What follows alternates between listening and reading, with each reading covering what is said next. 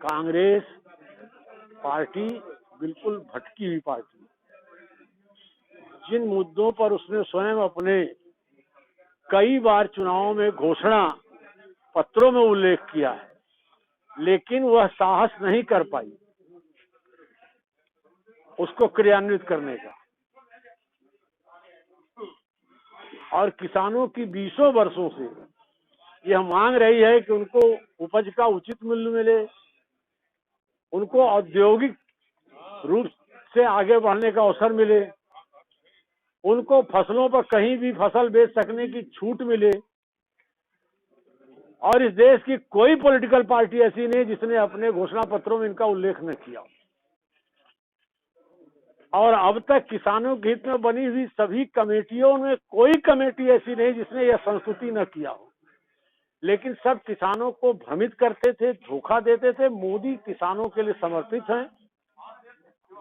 जब से सरकार बनी, चाहे मृदा परीक्षण का कार्ड हो, फसल बीमा हो, किसान सम्मान निधि हो, तमाम प्रकार से किसानों के हित में फैसले लेते गए। संपूर्ण देश के किसानों को बेहतर कृषि उपज का दाम मिले, देश में कहीं भी उत्पाद बेच सकें, उसका अवसर देने के लिए, और पूरी तरह यह सुनिश्चित करते हुए कि एमएसपी निरंतर बढ़ती रहेगी, मिलती रहेगी, मंडियां भी चलती रहेंगी, साथ में किसानों को यह अतिरिक्त सुविधाएं मिले। लेकिन चूंकि मोदी के व्यक्तित्व और भाजपा और राजग के प्रभाव से लगातार हो रही उस पार्टी की जीत से सारे विपक्षी हताश और निराश हैं। इसलिए वो कहीं भी मुद्दा विहीन हालत में मुद्दा खोज रहे हैं, मुद्दा बना रहे हैं। जनता और किसानों का समर्थन उन्हें नहीं है। और कल के मोदी जी की अपील के बाद मैं समझता हूं कि देश का और किसान जो थोड़ा बहुत दुविधा में होगा, वह भी अब मोदी की अपील पर बहुत सकारात्मक सोचना शुरू कर दिया होगा। और मुझे उम्मीद है कि आंदोलन के लोग भी निश्चित उस अपील पर गौर करेंगे। मंत्री जी जो लोग आंदोलन कर रहे हैं वो क्या किसान नहीं है क्या? किसान तो निश्चित रूप से होंगे ना? नहीं, निश्चित हैं, लेकिन उसमें से कहीं न कहीं कुछ लोग भ्रम के शिकार हैं, उनको भ्रमित किया जा रहा है। और हो सकता है कुछ लोग उसमें आढ़ती लोगों के कुछ हितों पर, जो एक निश्चित पंजाब जैसे राज्य में, अब उदाहरण के रूप में इस देश में भारतीय खाद्य निगम करोड़ों मीट्रिक टन राशन खरीदता है सार्वजनिक वितरण की दुकानों के लिए, लेकिन ऐसा संगठित पंजाब का सेटअप है कि पूरे देश को 80% वह अनाज केवल पंजाब से ही खरीदना पड़ता है। तो उनको लगता है कि हमारे हितों पर चोट पड़ सकती है। देश में अनेक जगह वो लोग अपना गेहूं चावल खाद्य विभाग को बेचेंगे, तमाम संस्थाओं को बेचेंगे। तो ये कुछ कारण हैं।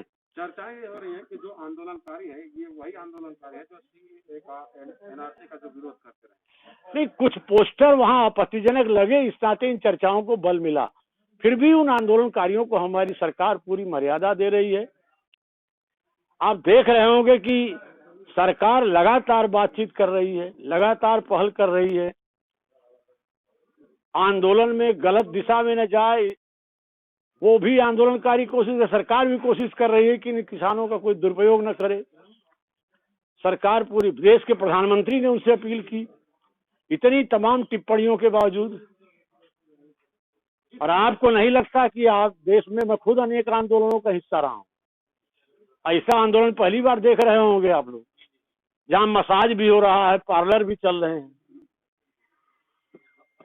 तो आपको नहीं लगता है कि इसके पीछे कुछ ऐसे तत्व हैं जिनके आम किसानों को मोदी की पहल है लाभ देने का, उससे कुछ निहित लोगों को जरूर उनके हितों पर चोट पहुंच रही है। इस नाते हो सकता है ऐसा वो उसके पीछे खड़े हों। मंत्री जी, आंदोलन जल्दी समाप्त नहीं हो पा रहा है, इससे गलत संदेश जा रहा है। इस दिशा में सरकार क्या करे?